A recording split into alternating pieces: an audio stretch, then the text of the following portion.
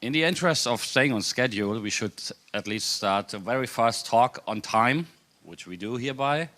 Good morning again. It's my pleasure to welcome Casey, who is at Troopers at the first time. At Troopers, we have, say, the decision process of executive talks. There is a program committee which mainly consists of the team leads at EMW and some external parties like Sergei Bratus and Brian Veit. And it really happens that, like, to be accepted, you have to reach a certain threshold, which is within a certain amount of time. People have to respond and to give a thumbs up for the talk. And in his case, it was like within half an hour, everybody who was involved was like, oh, we should have this one at Troopers.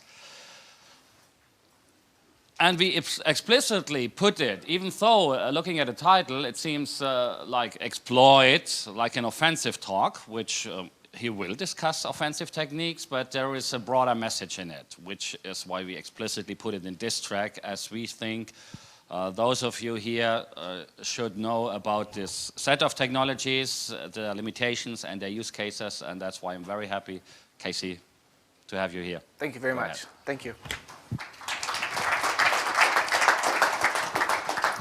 All right, as you said, my name is Casey Smith. You can connect with me on Twitter at @subT. I'd love to hear from you and get feedback on the talk as well. So looking forward to sharing these ideas and also getting the feedback. So, you know, for a day job, I work for a financial institution in Colorado in a regional bank there. So I'm a banker by day. I also run our technical red team. So I spend most of my days testing internal systems and applications, challenging assumptions, validating that defenses actually work. So a lot of what I've come up with about evading application whitelisting is a result of understanding where this defense falls down and where it actually works. And so that's why I'm excited to share some of these techniques with you so that you have a good understanding of where the gaps are in application whitelisting. Just a quick show of hands. Is everyone here at least familiar with the concept of application whitelisting, application control, different terminology? So some of you are familiar. I will give a brief overview to level set, but that's who I am. That's my background. We'll have some demonstrations, and we'll take you through some various examples in a moment. But again, the goal of this talk is to explore the gaps in whitelisting, not to completely dismiss this as a defense. I want you to be informed. So we have a saying that comes from the SANS critical security controls that offense informs defense. And so the goal here is to help you understand where this technology works and where it has gaps. One of the main takeaways that I want you to think about if you're going to deploy application whitelisting in your environments is the misuse of trusted applications. So application whitelisting is basically going to say, these are the files or these are the programs I'm going to allow to run, everything else can't run. So now you've shifted the trust to these applications, and those are the applications that can be used against you. And those are some of the demonstrations I'm going to talk about, is how a trusted application can cross a boundary and be misused in interesting ways. So just a brief outline of where we're going to go in this talk. We've got about 5 major themes. The first thing we're going to look at is the architecture. So this talk is specifically focused on the Windows environment, although there are some applications to other operating systems. So we'll go over the architecture. How is application whitelisting implemented? How do we actually block a file from executing? We'll talk about different configuration settings, one of them being what's called a path rule. So directory settings and approvals based on location of files. We'll talk about .NET utilities, which for example, since Windows 7, we've got the .NET framework built into the operating system, which is a facility that attackers or adversaries can leverage because it's already on the machine. We'll take a look at some scripting languages, and we'll also then look at emerging strengths, so things like Windows 10 Device Guard. What are some of the new defenses that are emerging to help strengthen application whitelisting? So I spend most of my day, as I said, on the red team, up against application whitelisting, and I can tell you as an attacker, it changed the way I did everything. So it really did raise the bar, raise the cost of what it takes to break into an organization, to move laterally in an organization. It severely restricted my behavior. So again, the goal here is know your defenses that you're going to deploy. If you're going to deploy this, know what it is and know where it falls down. There is no perfect defense, so we have to understand the gaps. The reason I titled this talk Exploit Free is primarily because an exploit can be patched. And so when as an adversary, if we're trying to break into something, if we find something, we exploit it, it gets patched, and that removes that tradecraft. We can't use that anymore.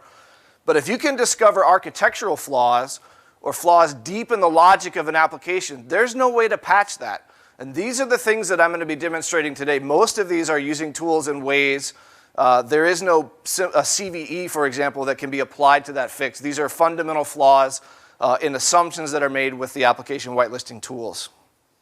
I use AppLocker for all of these examples, primarily because I've disclosed all of these techniques to Microsoft, and we've had some good dialogue about this. So, all right, designing my application whitelisting is designed to prevent against unauthorized and malicious programs from executing on a computer. So one takeaway from this is it's a very binary-focused defense. So you're looking at executables, DLLs, .NET assembly. So we're going to be focused on those things that might be malicious. Anything then that is unknown, unapproved, or new to an environment is going to be blocked from executing by default.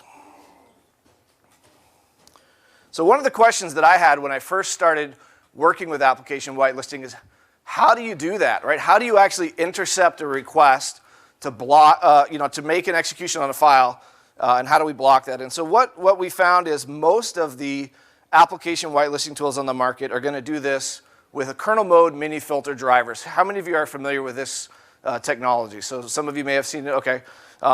There are many security products that use kernel mode mini filter drivers, and there's probably opportunities for additional research here in attacking or understanding how these drivers actually function. So I wanted to give a background on what a mini filter driver is, where it sits in the stack, and how we're going to be evading whitelisting even though something is sitting in the kernel mode, and even though we're not using an exploit to do it. So over on the right, what you see is the boundary between user and kernel mode. And you see this on the outline in red there. We've got multiple mini filters registered with the operating system. So each mini filter registers with the operating system at a particular altitude. Those are actually assigned by Microsoft. So you can go actually, if you're curious, if you land on a particular machine and you want to know what security tools are installed, you can actually enumerate those and go look on MSDN and see, well, who's registered 365,000? And you might see it's Microsoft Sysmod, or it might be a McAfee tool. Or so these are actually publicly disclosed altitudes. The altitude that a kernel mode mini filter driver is installed at is the order that the I/O requests are processed by the filter manager. So the higher you are in the stack, the earlier in the process you have access to either review the activity, terminate the activity, or allow the activity. And so you can see here we've got, for example, an activity monitor like Sysmon sitting at 365,000. We've got antivirus sitting at 325,000 and a replication below that. So each of these will be processed in sequence and given allow or deny, or maybe it just records the activity to another location. So that's what's happening with most application whitelisting tools. They insert themselves here as a mini filter driver. In addition to the mini filter driver, there's a secondary component to most application whitelisting tools, and that would be the decision support or approval system. So you have the mini filter driver pulling things off the wire, saying, I'm requesting execution for this file. That may or may not be passed to user mode in order to make the decision. So check the file hash, check the path, check back with the database, check the publisher. So it's important to understand there could be areas here that also expose an additional attack surface that I have not yet explored. But there are certainly areas where you could potentially inject into the approval process and attempt to get your applications approved that way. What we're going to be circumventing in this talk and things we're going to be focused on is things that are happening at kernel mode, in particular some of the things that are happening with the way the .NET framework will execute binary. So that's just a brief outline of where these decisions are made and the approval decisions. So there's at a high level, there's 3 ways to approve an execution event in Windows. So we can say it's the path. We can say this is, it's in a trusted location that the user cannot write to. So as long as the file is in that path, we're going to allow that application to run. We can also make decisions based on publishers or certificates. So as long as a binary is signed by this vendor, we're going to trust it and allow it to run.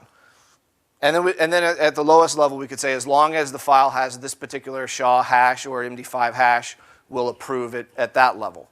And I think you'll see there are some gaps here. When you open things up, for example, with path approvals, you need to validate and make sure that you're not able to write into those directories in order to get execution events.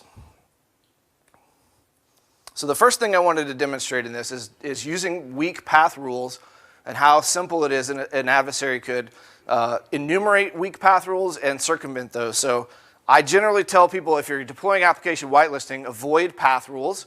There are some strengths with path rules. For example, some of the strengths would be when a user downloads an arbitrary binary and it tries to execute from their profile or from a internet temp file, those things would be blocked. However, there are some local paths, I think you'll see here, that can be abused in order to gain access. So one of the default rules in Windows App Locker, if you install Microsoft App Locker, you have the choice to allow or deny the default rules. And one of the directories that it asks you is, do you want to allow everything in C Windows? So it says, we're going to just trust everything in C Windows. How many of you would give that to me as a path rule and say, we're going to just give, C Windows, everything else is blocked. You can't run anything unless it's in C Windows. How many of you would give me that path? No, some of you may have followed my Twitter feed or seen some of this. So there are two user-writable paths in C Windows, and these are trivial defined with PowerShell, for example. A user can drop a file or move a file into the temp folder or the task folder and gain execution. And I'll show you a simple demonstration of this with AppLocker in just a moment. So if you're going to be using path rules, you better enumerate, does a normal user have the ability to write into that directory? If they can move something into that path, they're going to circumvent that. So for example, the task folder is used to create scheduled tasks. So a normal user can create a scheduled task that gets saved into that folder. I could also just copy a binary into that if I'm on an AppLocker protected system in order to gain execution. So what about System32 or syswow64? Maybe that's a little bit more restrictive. Anybody willing to give me that path rule for a whitelisting rule? Nope. There's a lot of places, for example, there's C Windows System32 will spool driver's color, so a user can extend the functionality of their printer.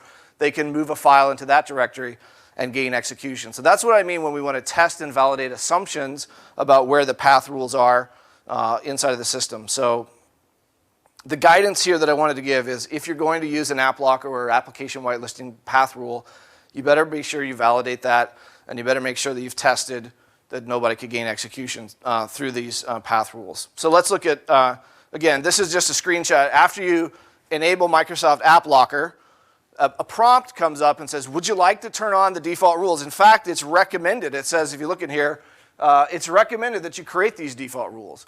And so that's, if you do that, you're going to give somebody the C Windows program files directory, and also you give someone, if they're an administrator, the ability to run any file. So then privilege escalation exploits become much more critical because now you've given, if they get admin, they can execute it anyway. So let's look at a simple example. And this is just a basic bypass using AppLocker. So I just wrote a .NET utility that runs some shellcode that spawns calc. So on an AppLocker protected system, if I try and run calc, I get that the program is blocked by group policy. Same if I try and just browse to that file in the bypass folder and execute it this way, we'll be presented with something like this, where it just says, that's not going to run. And so that's what whitelisting is doing. That's what AppLocker is trying to prevent us or other whitelisting tools. So like I said earlier, if it's true then, if I can just copy a file,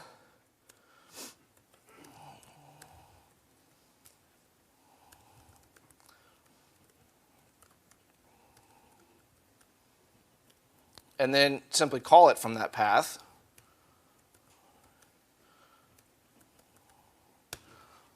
then even though it was initially denied by AppLocker, by simply moving it into the location that we've got write access to, that's a very trivial example. So like I said, if you're going to be using these path rules, understand very clearly what programs can or applications can write into those locations.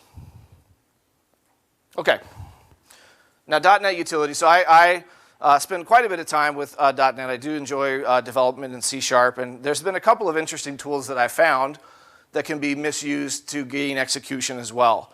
So I want to take you through a couple of these and look at some demonstration proof of concept code that I wrote using the .NET framework that's built into the operating system. It exists on endpoints, workstations, and also on servers as well.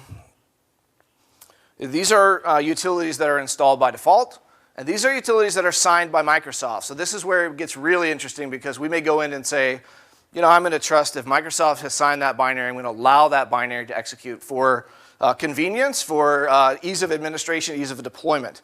But these are some tools that may cause you problems if you take that route.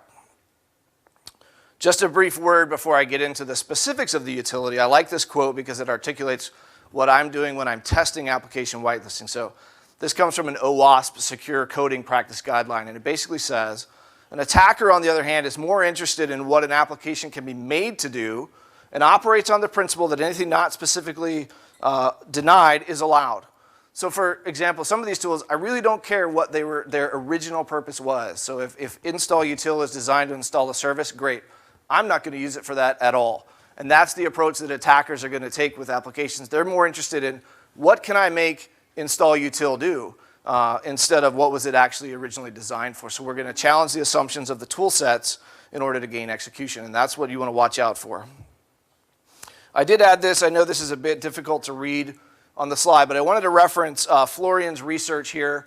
He's got a white paper on kernel-based monitoring, and this really is interesting going back to the beginning of the talk where we were looking at kernel mode mini filter drivers. This document comes from the guidance provided by Microsoft on how do you stop execution events.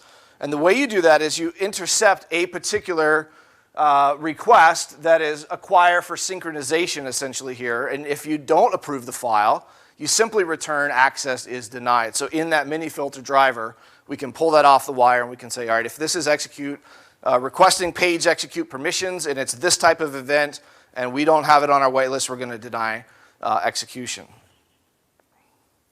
In order to understand that even more, I wrote just a basic proof of concept driver so I could really get into the internals here and do some of my own research without looking at other products, et cetera. So what you see over on the right here is that this is basically the code that you would see. So I wrote this driver called Sotiri, which is the Greek goddess of protection and harm. And I thought it was an interesting way to name something that's doing whitelisting. But over on the right, we're saying we're looking at this execution event. We've got it marked with page execute. And if it doesn't meet our whitelist, we're going to say access is denied. So this is just a very brief snippet of what that looks like on the internals. Everything else that follows would be allow or deny. The event would be passed on to the next filter driver. There is one problem with this, and this is where the architectural flaw comes in that we've found. This is not how .NET assemblies, for example, may execute. In fact, a lot of times when a .NET assembly is loaded into another application, it's loaded with read permissions, and later permissions change to execute via another mechanism. And that's where we're able to circumvent something that's watching for that event and never sees the execute event, and it allows the event to occur. So that's one of the key points here is understanding that .NET dramatically changes memory at runtime. And even at execution time, it may not match or be triggered by the application whitelisting tool. So I published some code for you to test. If you're deploying application whitelisting, I hope you'll take some of these utilities and test them to see whether or not your defenses would catch some of these events. So the guidance provided by Microsoft is actually not going to catch these execution events. So here's two that I've enumerated, and these if you're concerned and you've got static systems, ATMs, critical systems, or you've got application whitelisting installed, and you don't need install util running, you really want to consider banning these type of executables because they're not going to block the execution. So install util.exe and regasm.exe, and I'll show two demonstrations of how we can get an assembly to load and execute either an arbitrary Win32 binary or shellcode by using these utilities. These are signed by Microsoft, and they do not require administrative rights to execute.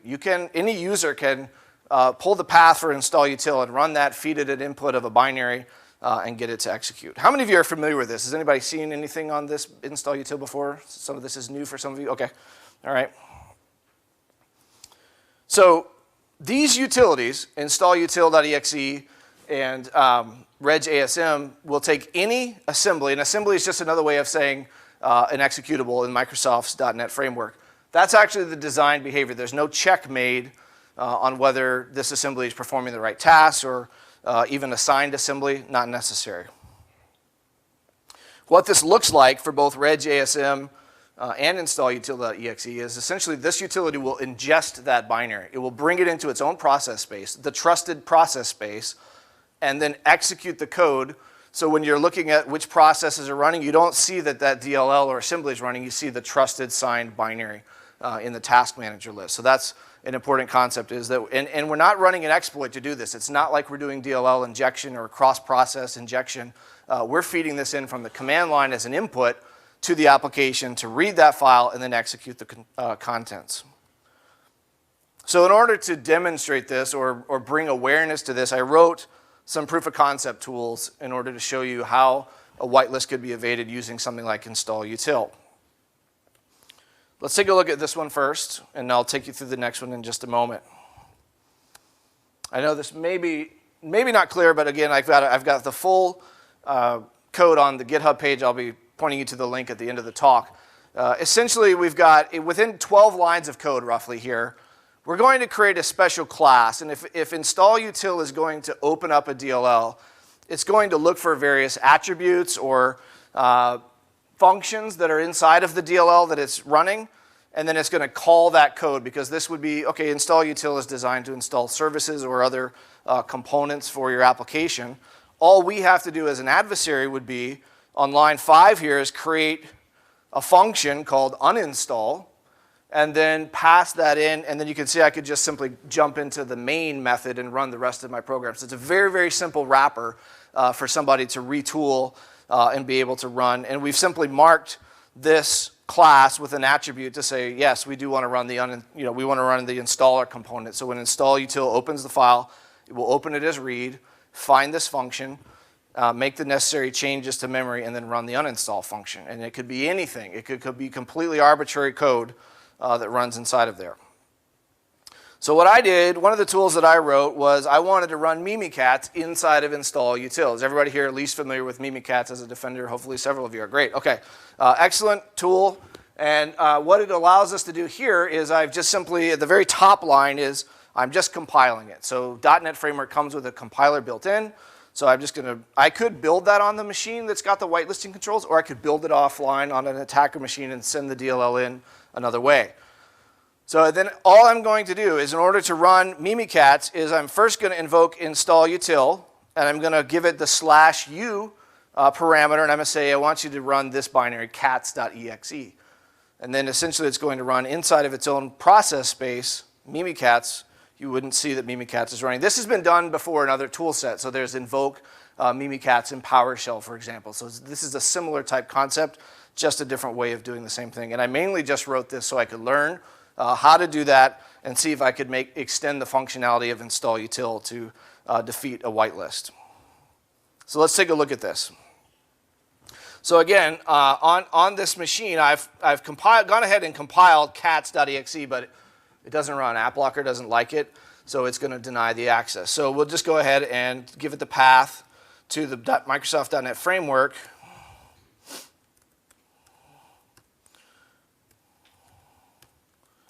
And like I said, I would need administrative rights to leverage the functionality of Mimikatz, but in order to actually gain execution and beat the whitelist, we're not going to need to do that. So let me make sure I got that right here.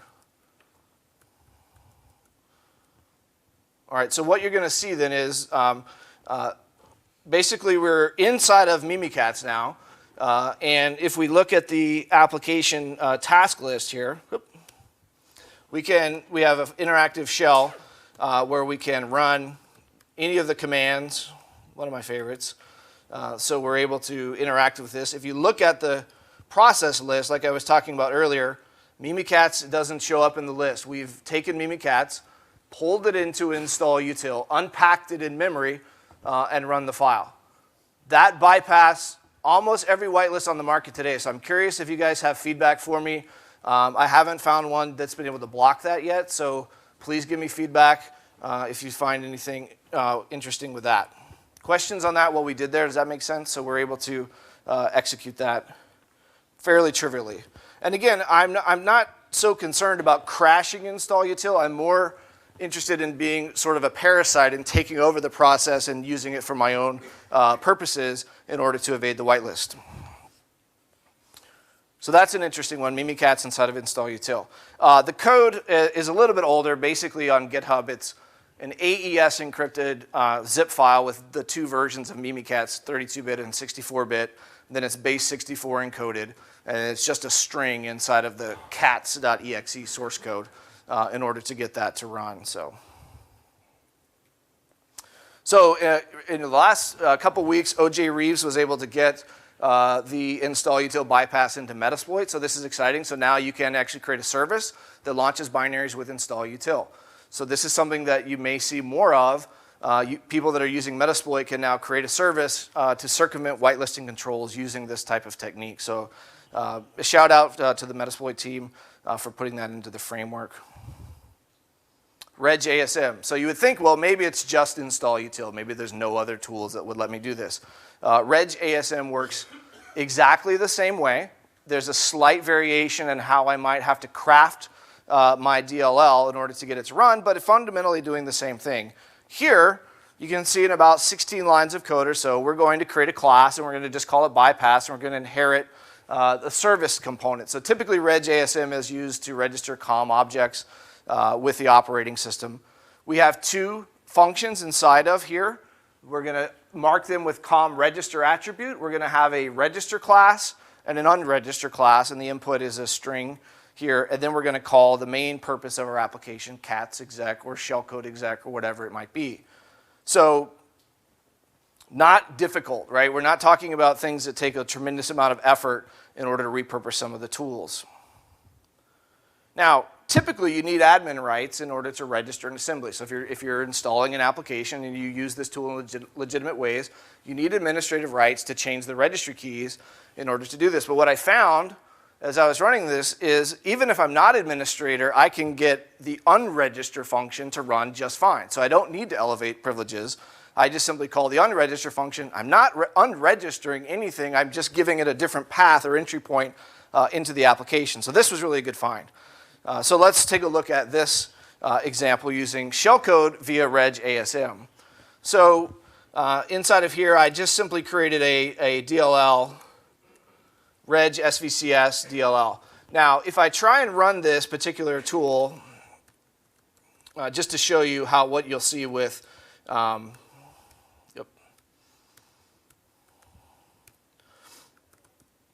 and again, this is on the machines by default, so we just simply give it the path. If I try and run the reg svcs without administrative rights, I'm just a normal user on the box here, I'll get denied. I'll get access as denied. You don't have administrative permissions to perform the task. No problem. There's a switch. Just like with install util, we feed it the /u command that says, well, I'm going to just try and run the unregistered portion of this. We execute that, and we get the comment, I really shouldn't be executing, and then the shellcode runs just fine. So even though I'm a normal user, I'm misusing the Regasm tool to bypass the application whitelist.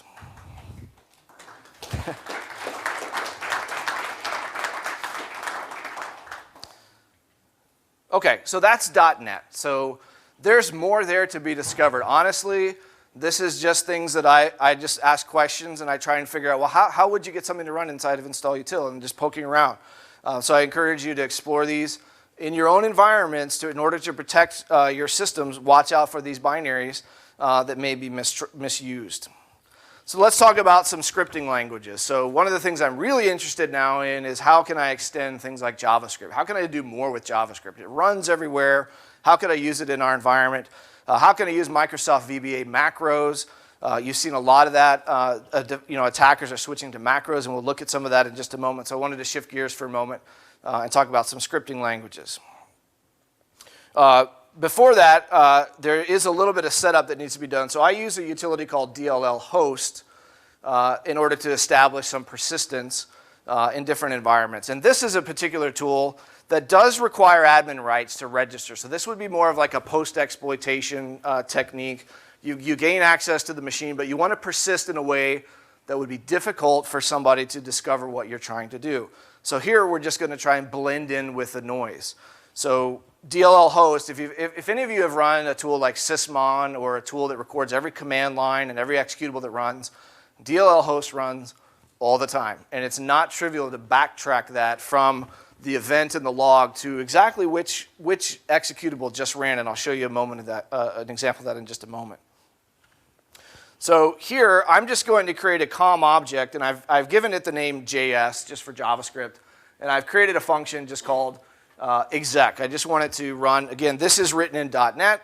DLL host will execute once that DLL is registered. It will execute that.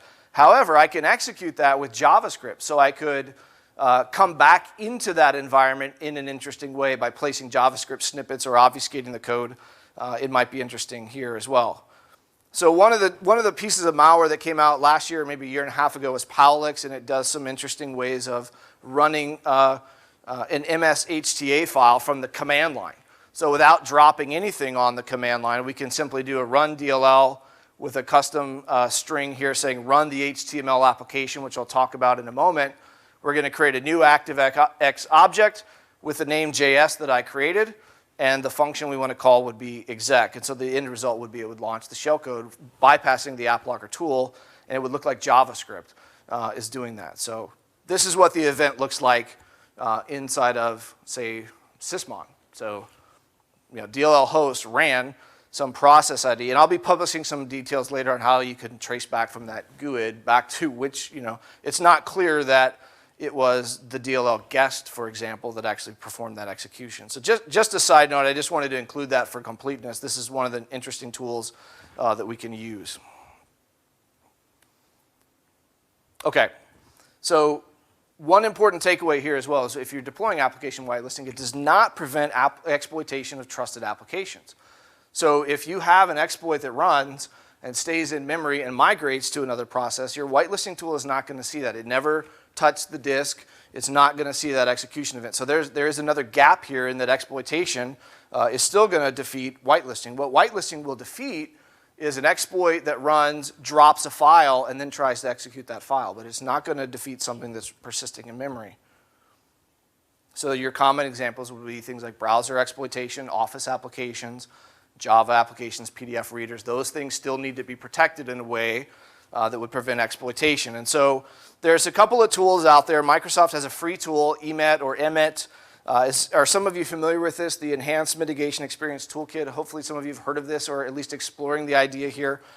So EMET, it provides some protections that allow us to fill that gap with application whitelisting. So normally when we're executing shellcode, I don't have an exploit in here. I'm just going to show you an example of a VBA macro that EMET can protect just by the way the macro is actually trying to call the shellcode. So again, trusted applications, Microsoft Excel. You can write VBA tools that allow you to access the Windows API and do some interesting things directly from inside of Excel. And so if you create, for example, those shellcode from the Metasploit framework and just drop that into a Microsoft VBA macro, EMET is smart enough to detect that. It has a mitigation that blocks that, and I'll show you that in just a moment while we're waiting for Excel to load here. So I wanted you to at least be aware of how a trusted application like Excel could be used or misused. Hopefully we'll get this to run. Let's try it this way.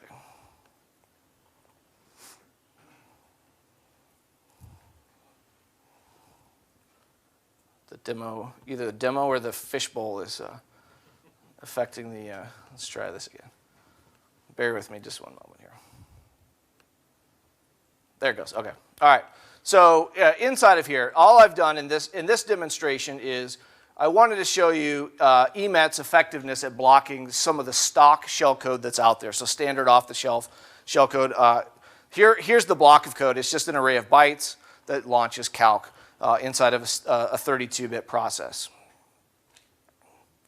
So if the user opens this and enables macros, which happens often, or they're not going to have the easy button, but we'll just put the easy button in here, you can see pretty clearly right away that shellcode's not going to run. The EMET EAF mitigation caught that, and I'll talk about what that is in just a moment, and denied that shellcode from running. That's a win for us as defenders. Now, as an attacker, I was sort of dismayed by that, thinking, well, how could you, get around that particular mitigation in a whitelisted environment that's got app locker, it's got EMET?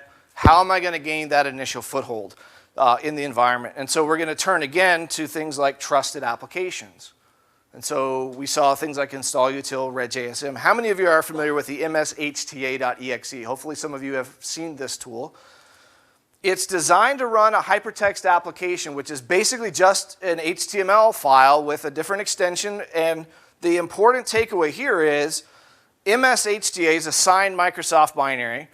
It will execute an HTML file or HTA file without any of the security restrictions that are normally in place by, say, Internet Explorer. So it runs as a fully trusted application. So you really have to watch out for this as a defender. We're seeing more and more of this HTA files being set up on web pages, malicious HTA drive-bys, sending them in via attachments. There's a number of different ways to deliver this type of document.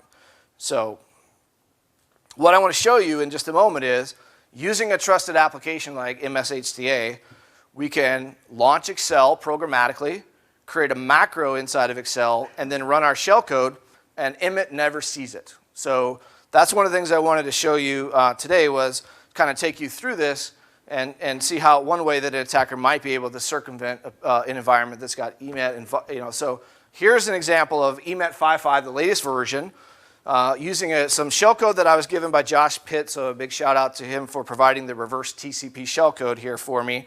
And so I was able to prepare the VBA macro and then just send this in to the environment. So let's take a look at this. So I've set up over on another system here. I've got a basic Kali server listening. And we'll go ahead and just start a basic listener, waiting for a reverse connection. So this machine IP address is just .103. The target machine is 100 or 101. And so here's the actual file. And here we could deliver the HTA locally. I thought it would be interesting to just show you what a user might see in a browser when they're going to look at this. So inside of here, if we've got this specially crafted HTA file, we've got a link here to the Troopers HTA file. You can see it's the 2016.HTA. Gone ahead and just bookmarked it. So the user's driving by or clicks on a link that arrives in email. They're going to get a security warning. They're going to be responsible for making a trust decision. Sometimes they make good ones, sometimes they don't. If you give them something that's enticing enough, they're going to run that particular file. Notice in this example, we did crash Excel, but we did get a reverse shell. And EMET never saw that particular shellcode run. And that was primarily because it was custom shellcode, not using the EAF mitigation that Microsoft has deployed. So here I can see I can launch calc, and we'll drop back over, and we've got an interactive control of that particular system. So I want to take you through this. I want you to understand a little bit about what we did, what I just did there, and understand again how this can affect your environments. Usually, if the origin is not trusted in Internet Explorer, you should get an additional prompt. You're right. Yes, there may be one additional prompt. I may have actually checked the box there as I was doing my testing. But you're right. There's usually maybe one or two gates there for an HTA file. So that's good feedback. Thank you. So the EAF mitigation is essentially looking at export address table filtering. So what's happening here? One of the things that EMET's looking at is I need to find a couple of functions. I need to find load library. I need to find get proc address. So I'm going to go find kernel 32, find those locations in memory. And a lot of times that's done in shellcode. And those particular techniques are known. And so what we came up with was, well, I've already got execution. I'm already running a macro. So why don't I just find load lib A or load library A and get proc address in the VBA code instead of trying to do it in shellcode? And that's how we were able to get past that particular mitigation. So again, it's not the greatest, but essentially it does allow, you can see how attackers can change some of their tactics in order to mitigate or bypass some of the mitigation. So I think we're doing okay on time. Let me go through this just really quickly. And then if not, I've got some full documentation on what it was there with the EMET mitigation bypass there. So this is the original shellcode array. And so I modified this a little bit. You can see I've got letters here. And so all I'm going to do inside of the shellcode is simply populate those locations with the addresses of the functions that I need inside of the VBA, so that when the shellcode begins to launch here, it's already got the addresses it needs. It doesn't have to search the export address table in order to locate those, and that's how we can get past something that EMET might be watching for. Okay, and then all we do is simply create the thread, and we just jump into the shellcode, and we just go 12 bytes later, where our actual code begins. So that's all that we've done. Again, we've done it in VBA instead of the shellcode. I'll skip over these. These will be here just for reference. These are just some debug references. So again, like I said, for that particular bypass, we just move things into the VBA. All right, so we're doing good on time. I think hopefully this has been helpful. Some good information, just a few slides remaining on things I wanted to go through. So I wanted to bring some good news here too, right? I didn't want to just talk about how application whitelisting is not going to work, or how app locker can be evaded. One of the questions you may be left with is, why are we even considering application whitelisting? Why do we even want that as a control in our environment? What does this mean as a defender? Should I be considering app whitelisting or not? And so some feedback that I've come up with, we implemented whitelisting in our environment, and we've seen it used very effectively. So again, it doesn't stop everything, but these are some of the things that we've gained by deploying application control. One of the things that you get is it forces adversaries to have to retool. So if their way of attacking your environment is to drop arbitrary executables into your systems, you can take that attack off the table. So you can move that, or at least maybe detect that a new binary has entered your environment.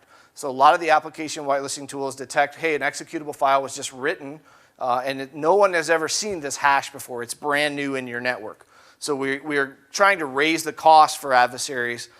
So that's what I have here by increasing the noise and the tracks. So if you think of like tracks in the snow, right? Like, what are they doing? If they're going to be dropping binaries, if they're going to be copying binaries from system to system to system, the application whitelisting tool is going to be able to detect the movement of those files in our environment. So it does remove an entire class of attacks. So that is a very positive thing about application control. Downloading and execute, for example, may be just mitigated completely, or if their persistence mechanism is to install a Windows service that runs an arbitrary exe, we've taken that away from the adversary in the environment. Some of the new things are emerging strengths. So what's working here, how many of you have looked at Windows 10 with some of the device guard protection? So this would be, think of this as sort of next generation app locker. It does require some virtualization components, so it does move some things out of the normal kernel mode into a virtualization-based security. So it actually separates the decisions. I've got a slide I can talk a little bit about that. It does provide then for user mode code integrity. It is not trivial to deploy, and if you are going to be looking at this, there's some good guidance online, but essentially think first of those very static fixed function devices. That's a great place for device guard. A Windows developer machine may not be the first place you want to tackle trying to deploy that, somebody that's spinning up new binaries every day. The other thing that comes with this would be PowerShell constrained language mode. How many of you are familiar with this mitigation? So this is a technique. PowerShell is being used in a lot of different ways. Once device guard is enabled on the system, it removes quite a bit of the functionality from PowerShell by limiting what .NET access you can, what .NET classes you can access, what properties, setting properties on objects. There's quite a bit of different mitigations, but I'd encourage you to explore the constrained language mode that comes with the device guard in order to remove some of those types of attacks. I did want to put a couple of references here. I mentioned that, so in Windows 10, device guard is separating out the decision support system into a area called the virtual secure mode here. And I've got two references on this document, just if you're interested in further details on this. The reason I bring this up is things that I was doing with install util and regasm. Device guard mitigates those particular attacks. So we're able to move beyond some of the whitelisting evasions that I've seen. So, Where do the gaps still exist? So again, one of the things to understand, if application whitelisting is deployed in your environment, one of the things you're going to look for would be scripting engines, living off the land. So this is a term I first heard from Chris Campbell and Matt Graber's talk at DerbyCon. The idea here is, how do I just use what's native to the operating system? How do I not bring new binaries to the environment? And how do I just use what already exists on the PC or on the machine? So living off the land would be using things like the .NET framework, using PowerShell, using MSHTA executable. So you haven't added new binaries, you're simply using the functionality that exists. So this would be things like Office, .NET, WMI. I did post on my Troopers GitHub repository an example of using WMI to execute. Again, WMI is a trusted application. We can circumvent a whitelist using a WMI launcher in our environment. So it also doesn't protect against something that's memory resident, obviously, or injecting or exploiting trusted applications. So some of the arguments that I hear against whitelisting, like why would I even deploy this? I've seen this guy get past all these different controls. One of the arguments I hear is it's just too difficult. We can't do this in our environment.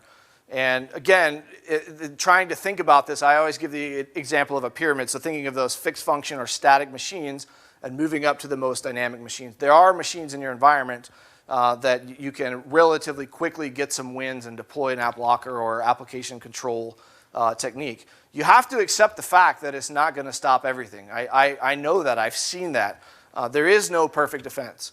But at a minimum, logging has been very effective for us. And let me give you an example of things that we can do with whitelisting. So suspicious parent process. So if a file runs, if Microsoft Word spawns a command shell or PowerShell, or if Microsoft Word or Excel writes a binary to disk, those are things that we can actually detect and know that something's happened on the system, so we're shrinking the response time in the environment. So you can very easily run AppLocker in a mode where you're just auditing or logging so that you have the record of events, what would have been blocked or what new binaries have been introduced into the network. So getting that binary endpoint execution event and visibility is very effective. So I think we're doing good on time. I may be done just a few more minutes before, but I wanted to make sure I put in a couple of references for you guys. So I've got a GitHub page, github.com/T, Troopers 2016. Please check that out. I did release a lot of this in advance of the talk so people could take a look at it, test the code.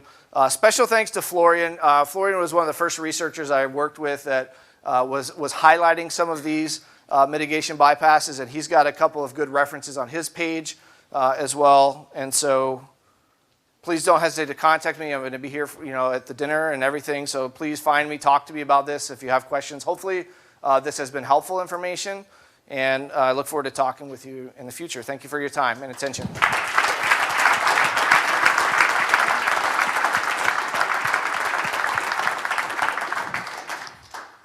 Thank you, Casey. This, I can say pretty much exactly what we hoped for, even more, and even better, so I'm happy. Questions? We should have time for, like... Yeah, we have 5 minutes Q&A, so if there are any, raise your hand now. There's one over there. Have you tested any of the open source whitelisting things? I understand that they may not be as complete as commercial, but... So the question was, have I tested any open source whitelisting application tools? I have not. I primarily focused on some of the commercial products that are out there. So I haven't spent much time researching the open source systems. Good question. Yes, sir. Has the functionality changed within .NET? I mean, the examples you gave for 2.0, so how about 4.0, 4.5? Okay, great question. So the question was, has the functionality changed with .NET 4.0 and 2.0? No, it's the same. So actually, the Reg ASM bypass technique was a 4.0 assembly, and the Mimikatz one was .2, but it runs in 4.0 and 4.5 as well. So unfortunately, that behavior still exists in the environment with those .NET frameworks. So that's a good question. Works quite well. Anything else? If not, thanks again, Casey. Okay, thank you.